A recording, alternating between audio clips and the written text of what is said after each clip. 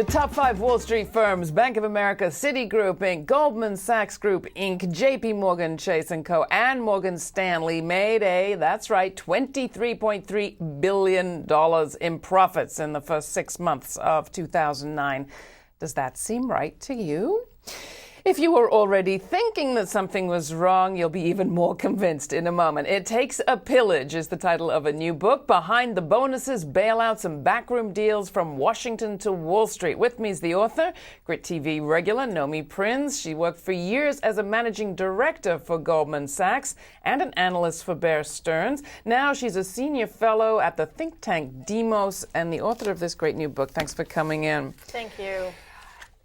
Let's go back. Let's start with what your, bright-eyed and bushy-tailed thoughts and aspirations were about this field that you were going into when you first arrived on Wall Street, when you first decided you would go in and work for the Goldman Sachs and Bear Stearns. Who did you think they were? I think when anyone, and certainly me, first thinks of Wall Street, it's with a little bit of mystique around it. You don't really know what they do.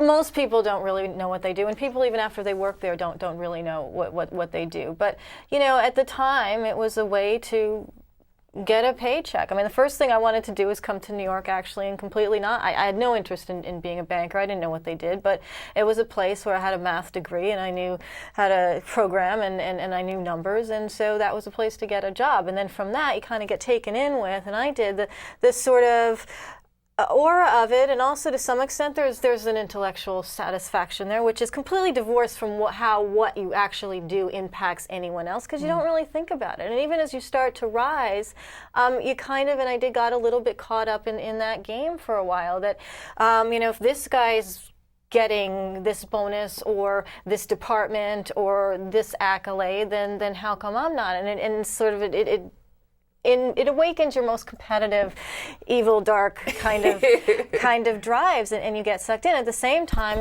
there's a moral part and a sort of ethical part and just a sheer fairness part that is also awoken. So towards the time when, for example, I was working at Bear Stearns in London, I also started getting involved in various activisms and in Cancel the Debt Jubilee 2000 type stuff, to sort of try to balance this ethical divide in my head. And then I came back to New York, got a job at Goldman Sachs. It was the thing to do if you're going to be in the industry. If you're not going to quit because you hate it, right.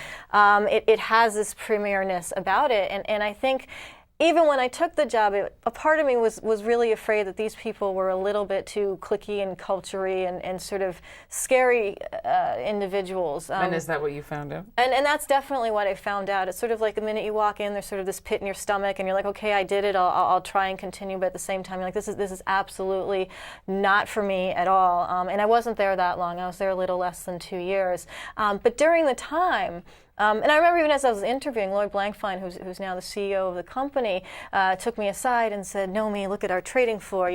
This is not like Bear Stearns, like those people. This is not London. This is New York. This is Goldman Sachs. This is where it's at. And there's this whole sort of just mantra that goes forth. We have, when I was there are all sorts of meetings about culture carrying. You'd have to go to these little offsites and play games and sort of learn how to do power building, career building, sort of community work, but it's not really community. It's more sort of, community, internal community. And, it just becomes a bit much. So you ended up leaving. Yes. And when you look back on it now and you're writing about the pillage, is there a begin date? Can you say when you think it started, the pillaging? Well, I think the whole idea, the credit problems and the CDOs and the toxic assets and everything that we now kind of don't know exactly what they are, but we're a part of this big fallout and this big financial crisis really began almost 10 years ago.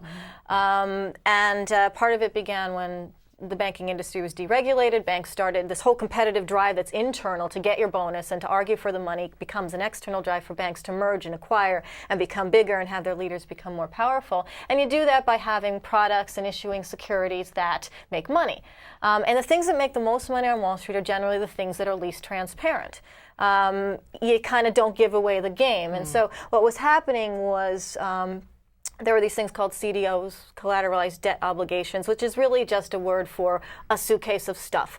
And the suitcase of stuff was filled with junk bonds and emerging market bonds and all sorts of things at first in 2000, 2001. And this was also around the time when Enron was doing its weird thing with derivatives and WorldCom was doing its scandals and frauds and everything else. And so there's a lot of stuff going on in the financial landscape, but these packages were kind of emerging, and they were little, but they were growing. And when the market fell apart in 2001, 2002, and all these scandals came out, banks said, we need another way to make money. It's not going to be merging these energy companies and merging these telecom companies. We need something else. And the something else became anything that had to do with credit. Well, that gets to the question of who was pillaged. I mean, the stereotype that we learn about Wall Street and the market is, people that enter it, you got to be in it to win it. But if you're in it, then, well, you've taken your hit, you take your hits at the door. In your book and in our lives, it's become very clear even those who didn't enter the door took the hit. How? Who got pillaged? Well, that's the thing. The Americans, many individuals have gotten pillaged whether they know it or not. The ones that have gotten foreclosed upon know this more directly. The ones that are trying to pay off student loan balances will never be able to pay off. The health care bills will be never able to pay. People who have credit, they perhaps took on that they shouldn't have, but also needed in order to survive, and sort of got wrapped up in the whole aura of things will always go up, which Wall Street and banks and lending companies were happy to be involved in and to promote. But what happens is, in terms of finance and all this sort of boring stuff that happens on a day-to-day basis inside an investment bank, that's the stuff that became dangerous and toxic. So what you have, if you just imagine an upside-down pyramid, is that at the bottom little teeny point, you have some subprime loans, maybe some Alt-A loans, maybe just some adjustable loans that are for prime borrowers, but they're kind of weird and they have a bit of funky stuff in them. And on that piles all of this debt and borrowing, and banks package it up and sell it, and package it up and sell it. And you keep on recreating more and more products out of nothing.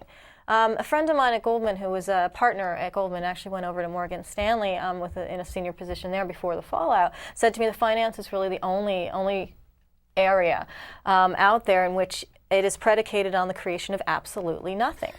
That's right. And turns out nothing's there. And nothing's there. And as long as somebody is around to give the nothing value, it keeps on churning.